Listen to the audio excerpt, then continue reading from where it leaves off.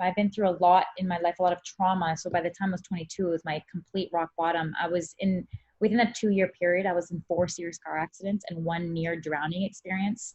The fourth one hospitalized me. I have a metal plate in my arm. And it was when I went out for a jog and I was hit by a car. And while I was in the States on a soccer scholarship. And that for me was life changing and ended up being a blessing. That what really got me, what I really do believe was my calling. And so, what happened from that moment is that I couldn't work out as much anymore. And I actually had to do the opposite. I had to relax. My body was in pain all the time. I had to learn how to breathe and move again, like back to basics. And when I started to restore my body from the basics with the motive to want to work out again, because that was what I was attached to still. So I was a bit in denial. Pain wouldn't let me push too hard. And I was focused and I was forced to have to take on a different approach that was more relaxing and more of just coming from just breathing and slow movement. And when I did that, it started to do something to my mind. It started to, without me trying to be on a path of self-love. I got into this car accident and I had to move again. So I was forced to awaken through healing my body. And what happened was I started to access random memories of my childhood from the traumatic childhood. Some were positive memories. Sometimes I was emotional, but there were no memories, but I just had random emotions. But many times there were memories that would pop up while I was just doing basic rehab, physical rehab, like rehabilitative exercises and breathing.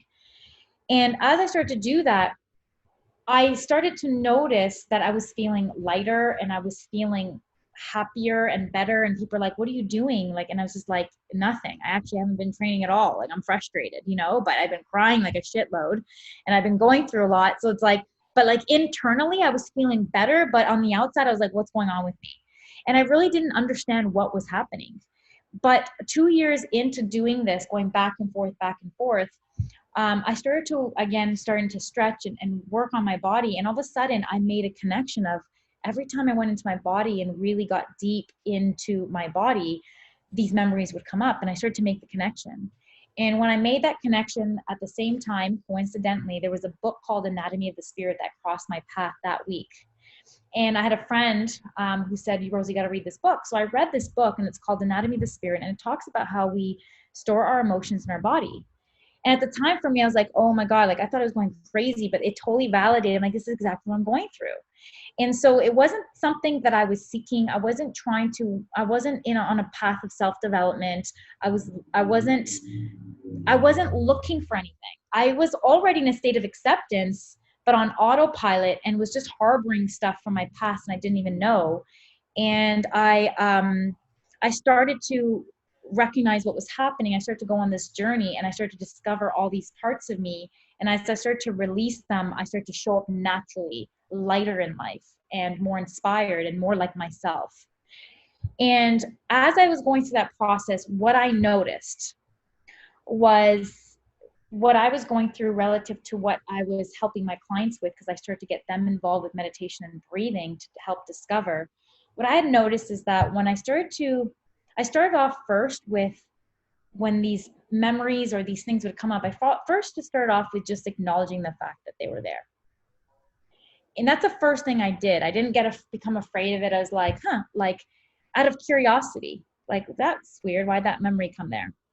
And whether the memory was a positive memory or a traumatic memory, I just really just accepted it. It's just like, well, I know what happened, but I didn't harbor any resentment or seeing it didn't make me relive it. I was just acknowledged it and I accepted it. And once I accepted it, what happened was I started to notice that I started to get more of a deeper clarity and understanding of myself. So this is what was naturally happening. And then once I started to get a deeper clarity and understanding and I gained that clarity, I felt self-compassion. I was like, oh my gosh, like I didn't even know that I was sabotaging relationships or being this way because of the trauma that I went through that made me this way unconsciously. And then I did, sabotage and I just didn't know. There was no point of regret or making myself wrong. It was just simply, I acknowledged it, accepted it. Through that, it gave me the ability to be within enough to get a deeper understanding and clarity. Through that clarity, I was able to have this self-compassion for myself. And then after the self-compassion, it was like a no-brainer to forgive myself, because it's like I didn't know any better. And after that forgiveness, I felt a sense of lightness, and I actually felt grateful for discovering that, because then I had more clarity moving forward in life. And so when I noticed that constantly with every memory that would come up, again, I would acknowledge, accept it, and then I would have a deeper sense of clarity and understanding, self-compassion, forgiveness, and gratitude. And I kept noticing that happening. And so when I worked with my clients, what I noticed that most people struggled at the point of acknowledging and accepting. So they can never access the clarity and the understanding, or the self-compassion, or the forgiveness and the gratitude. But what I noticed that they would say, I'm trying to forgive, I'm trying to understand, I'm trying. It's like, I realized you can't try those things. Those are things that are natural, they're naturally available to you once you've accepted. And so when I teach my students in the program the 6 different steps to self-love, I make sure they're aware that you actually only have the conscious choice for 2 of them. The other 4 is just a result of. So our only job is just to acknowledge and accept, and that's it. And when you can really truly get present and get really grounded in acceptance, you'll notice that what experience is available for you is the understanding, the clarity, the compassion, the forgiveness, and the gratitude. That just happens naturally. And so that's kind of how it evolved for me. It was just really the discovery of myself, then offering this to other people and seeing just how much it transformed lives. And it's been a very basic, method or process that I've shared that's worked 100% of the time.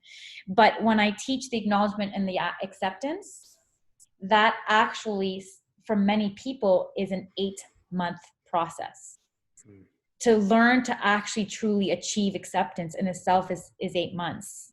And that's because 8 months, we're going through a grieving process, and the last stage of grievance is acceptance. So there's a process to that grieving to actually finally achieve and experience that self-love through acceptance. That's amazing. I was so in the zone for that whole Yeah. thing. Look how crazy this is, okay? Hold on, give me a second here. Where is this? So, anatomy Hi. of the spirit. So look at this. So when you shared that, one of the things that you do, you're a body intuitive, and so I'm thinking my only reference point with a body intuitive is that 8 months ago, I read Anatomy of the Spirit by Carolyn Mace, which is the one book that you just said that changed everything for you. So it's such a weird, right? Wow. The one, we're both on the same exact book that kind of Yes. started that journey. So it's kind of either it's a coincidence or it's no coincidence at all. Who knows? But Yeah, that's crazy. Well, that's a good thing. I'm glad that that's crossed your path, because it's definitely a book that I think that many people need to have it's a foundational understanding of, for sure. it's unbelievable. I had no idea that when you have, pain in certain areas of your body, that it has to do with the different chakras. Like I knew nothing about chakras, and Mhm. I had a lot of pressure at the top of my shoulders. And then you go in the book and it goes, if you have pressure at the top of your shoulders, it's most likely because of this. And you're like, oh my God, this is so Yeah. crazy. So, Yeah. so, I, I don't know if you can see, but I'm highlighting, literally it's like every page is highlighted. Amazing. It was a life changer.